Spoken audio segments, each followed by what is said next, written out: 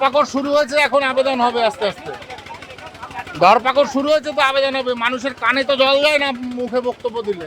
দিয়ে না করলে অসুবিধায় পড়তে তো অবশ্যই হবে। বাংলাদেশ পাকিস্তান থেকে যারা এসছে তারা তো ভারতের নাগরিক ছিল না। অবৈধভাবে যারা এসছে তারা ঠিক নয়, তাদেরকে বাংলাদেশে পুশব্যাক করার জন্য ধরপাকড় চলছে। ধরছে অনেককেই, এবং সেটা স্টেট গভর্নমেন্টের মাধ্যমে ধরা হচ্ছে। যাদের ধরা উচিত স্টেট গভর্নমেন্ট তাদের ধরছে না। ধরপাকড় শুরু হওয়াতে মানুষের মধ্যে যে একটা বিশৃঙ্খলতা শুরু হয়েছে, সেটাই মূলত মানুষকে সচেতন করছে। কেউ সিএ জন্যে দরখাস্ত করছে না, সেই জন্যে শান্তনু ঠাকুরের মতো একজন লোক, একজন কেন্দ্রীয় মন্ত্রী পাড়ায় পাড়ায় গ্রামে গ্রামে গিয়ে মানুষের কাছে বলতে হচ্ছে যে তোমরা সিএতে দরখাস্ত করো।